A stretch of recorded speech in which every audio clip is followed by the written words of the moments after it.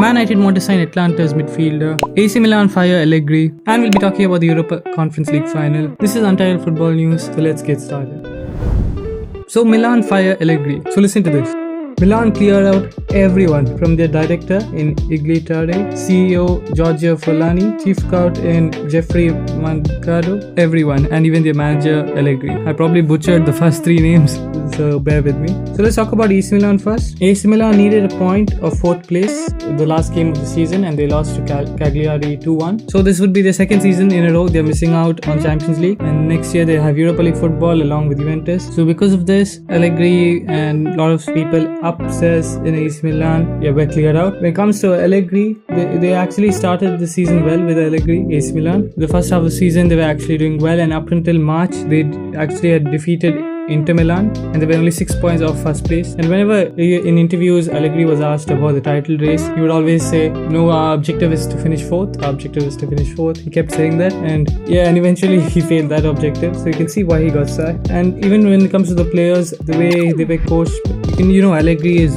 mostly a defensive style. He's more of a result-based manager, and maybe his style isn't the most sustainable style. And if you look at Leao and Pulisic hasn't scored this year in 2026, and Leao hasn't scored since March. So the whole attack doesn't seem like they can score goals. It seems that they can create goals. So that's why it seemed obvious that Allegri was going to get sacked. But what was more, I think you could say, surprising, maybe not for AC Milan fans, but they even sacked their director, who was there for 1 year in Iglitare, and their CEO Giorgio Forlani, and the chief scout, who actually was the chief scout in 2018, and he was promoted to technical director in 2023. And this scout was actually responsible for the signing of Leao, Theo Hernandez, and he actually was the person who signed a 12-year-old Mbappe, for those of you who don't know. And since he was appointed as technical director, it hasn't been that good for him. I think the signings haven't been that good, and except for maybe Tijani Reinders, it hasn't been that well. And the fact that they've also had the highest net spend in the entire Serie A, and maybe nothing to show for it. And also in the higher ups, there were a bit of frustrations and maybe a bit falling out in terms of relations, because the sporting director in Iglitare, he actually didn't know about some of the signings and the rumors that were happening, because of especially the Mateta rumor. Jean-Philippe Mateta was rumored to sign for 30 million and he didn't know anything about it. So the company that owns AC Milan Redbird actually has removed everyone from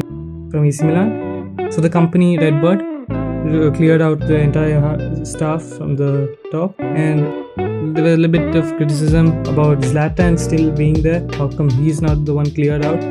But some AC Milan fans are saying that it's maybe because he's not an AC Milan employee. He's actually an advisor to Redbird. Maybe that's why. When it comes to AC Milan, I don't know what's going to happen next season. They probably will lose some of their best players when it comes to Leao, Marc Mignon, even Pulisic. It doesn't look like they will stay because this is the second season without Champions League, and even last year Mignon looked like he was going to leave. Now even Leao, I don't think he would stay. But maybe it's not all bad and dark and gloom for AC Milan fans, because Andoni Iraola is linked with the AC Milan job. When it comes to him, he seems to be a bit more of a sustainable manager.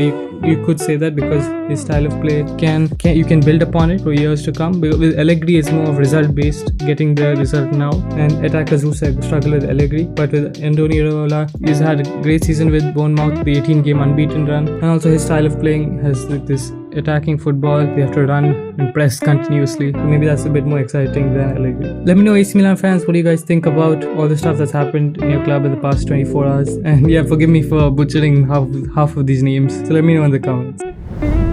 So moving on to United news, we've got Ederson from Atalanta, who's been linked to a move to United. The 26-year-old midfielder seems imminent because in United, Casemiro is leaving. Ugarte is rumored to be on the transfer list. So there's 2 midfielder spots that's opening up at United, and there's Champions League football next season. So definitely they need squad there. So the Atlanta Brazilian midfielder is quoted to be around 45 million. Now the thing is that it seems that according to Romano that they have agreed personal terms. But one thing about personal terms, it's like the quickest thing to get over with. In modern football, you hear that first, the personal terms are done, and I mean there's still a chance for the deal to fail because you have to still convince Atlanta want around 50 million, and also with Maurizio Sarri going to be the new Atlanta manager, it seems like they won't make too big of a decision because Ederson is one of their better players, so they wouldn't want to sell him before the new manager comes and before the manager could even make a decision. So I think United will have to wait. United are looking at other midfielders as well.